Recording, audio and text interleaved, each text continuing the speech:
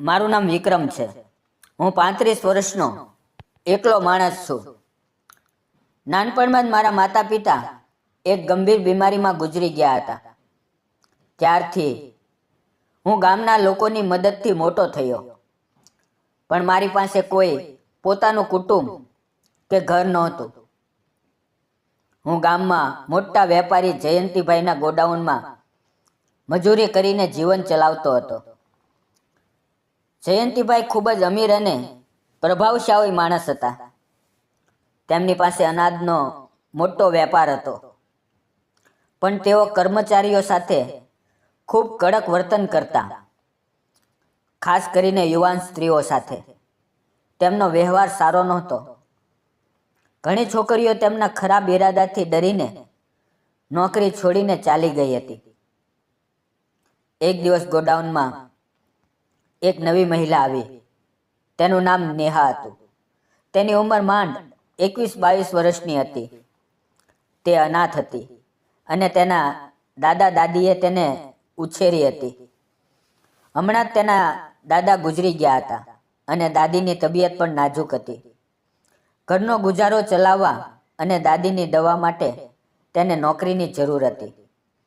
તેણે જયંતિભાઈ પાસે કામ માંગ્યું અને ગોડાઉનમાં અનાજના કોથળા ગોઠવવાનું અને હિસાબ લખવાનું કામ શરૂ કર્યું. જયંતિભાઈએ તેને જોઈને તરત જ વધારે પગારનું વચન આપ્યું. મને સમજાયું કે તેનો હેતુ સાફ નથી. તેઓ નેહાને વારંવાર પોતાની ઓફિસમાં બોલાવતા. નાના નાના કામના બહાને તે તેની પાસે રાખતા. નેહા ખૂબ સમજુ અને શરમાળ હતી. તે હંમેશા પોતાનું કામ ચૂપચાપ કરતી અને જયંતિભાઈથી દૂર રહેવાનો પ્રયત્ન કરતી. હું તેને દૂરથી જોતો અને મનમાં તેની ચિંતા કરતો. આમ દિવસો વીતતા ગયા.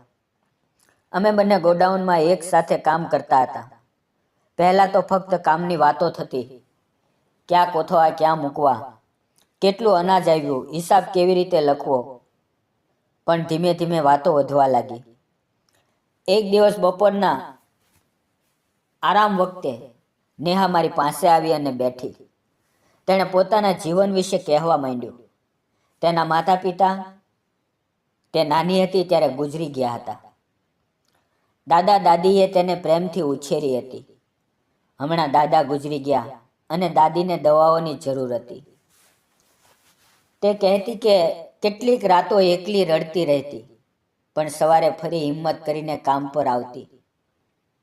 હું તેને મારી વાતો કહેતો, કેવી રીતે હું પણ અનાથ થયો. ગામના લોકોએ થોડી મદદ કરી, પણ મોટા ભાગે મારે જ મહેનત કરવી પડી. ક્યારેય કોઈની સાથે દુઃખ વહેંચવાનું નહોતું. અમારી વચ્ચે એક અજાણી સમજણ વધવા લાગી. હું તેને ચૂપચાપ મદદ કરતો. જ્યારે જયંતિભાઈ તેને ઓફિસમાં બોલાવતા ત્યારે હું કોઈ બહાને ત્યાં જતો અને વાત વચ્ચે આવતો. નેહા પણ મારી ઉપર ધીમે ધીમે વિશ્વાસ કરવા લાગી. તે કહેતી કે મારા હોવાથી તેને થોડી રાહત મળે છે. એક દિવસ નેહાએ મને કહ્યું કે તેની દાદીની તબિયત વધારે ખરાબ થઈ ગઈ છે અને વધારે દવા માટે પૈસા નથી. મેં મારી પાસે બચાવેલા પૈસા તેને આપી દીધા. તેણે શરૂઆતમાં ના પાડી, પણ પછી આંસુ સાથે સ્વીકાર કર્યા.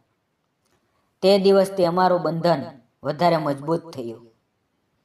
એક સાંજે કામ પૂરું થયું ત્યારે જયંતિભાઈએ નેહાને પોતાની ઓફિસમાં બોલાવી.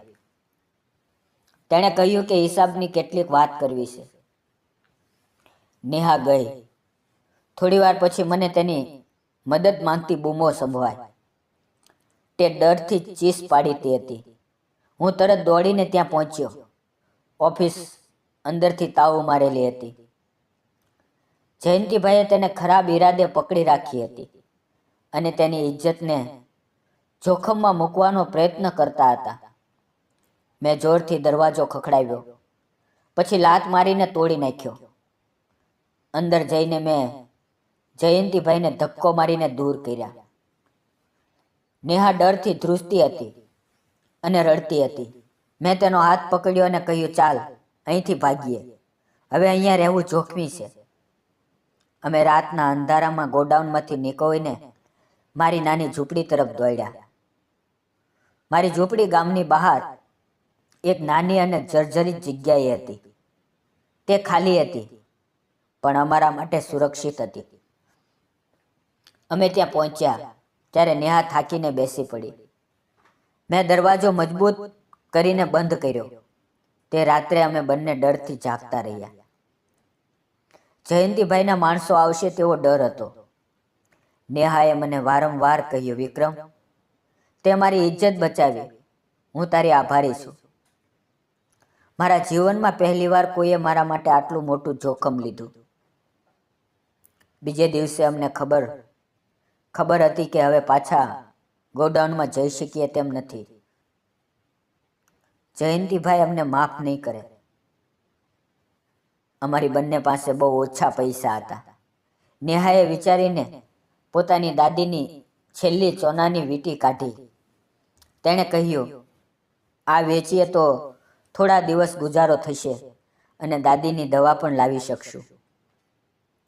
તેના માટે એક ખૂબ મોટો ત્યાગ હતો. તેણે આંસુ સાથે તે વેચી અને થોડા પૈસા લાવ્યા. તેનાથી અમે અનાજ, દવા અને કેટલાક કપડાં ખરીદ્યા. અમે બંનેએ ગામમાં અલગ અલગ ઘરોમાં મજૂરી શરૂ કરી. હું બાંધકામ કે ખેતરમાં કામ કરતો. નેહા ઘરોમાં સફાઈ કે બાળકો સંભાળવાનું કામ કરતી. દરરોજ સાંજે અમે ઝૂંપડીમાં મવતા અને દિવસની વાતો કરતા. ધીમે ધીમે અમે ઝૂંપડીને સાફ કરી, દિવાલો ઠીક કરી અને તેને નાનું ઘર બનાવી દીધું. અમે સાથે રસોઈ બનાવતા, સાથે ખાતા અને રાત્રે ઘણી વાતો કરતા. નેહા મને પોતાના બાળપણની અને દાદા દાદી સાથેની વાતો કહેતી. હું તેને મારી એકલતા અને સપનાઓની વાતો કહેતો. અમારી વચ્ચેનો ડર ધીમે ધીમે વિશ્વાસમાં અને પછી ગાઢ પ્રેમમાં બદલાયો. હવે ગામમાં વાતો ફેલાઈ. લોકો કહેતા કે એક યુવાન છોકરી અને માણસ સાથે રહે છે. આ તો ખોટું છે. કેટલાક લોકો નેહાને ખરાબ નજરે જોતા, કેટલાક મને ટીકા કરતા. એકવાર ગામના કેટલાક મોટેરાઓ મારી ઝૂંપડીએ આવ્યા અને કહેવા લાગ્યા કે નેહાને તેની દાદી પાસે મોકલી દે. નેહાને ઘણું દુઃખ થતું. તે રડતી, પણ હું તેને સમજાવતો કે લોકોની વાતોની પરવા ન કરીએ. આપણે કાંઈ ખોટું નથી કરતા. અમે એકબીજાને આદર આપીએ છીએ અને એકબીજા માટે જીવીએ છીએ. એક દિવસ મેં મારી મહેનતના પૈસા બચાવીને નેહા માટે નવી મંગળસૂત્ર જેવી સરળ ચેન ખરીદી. તેને આપતા મેં કહ્યું, નેહા, તું મારા જીવનમાં આવી ત્યારથી મારી એકલતા દૂર થઈ ગઈ. આ તારા નવા જીવનનું પ્રતીક છે. હું તને હંમેશા સુરક્ષિત અને સુખી રાખીશ. નેહાની આંખોમાં આંસુ આવી ગયા.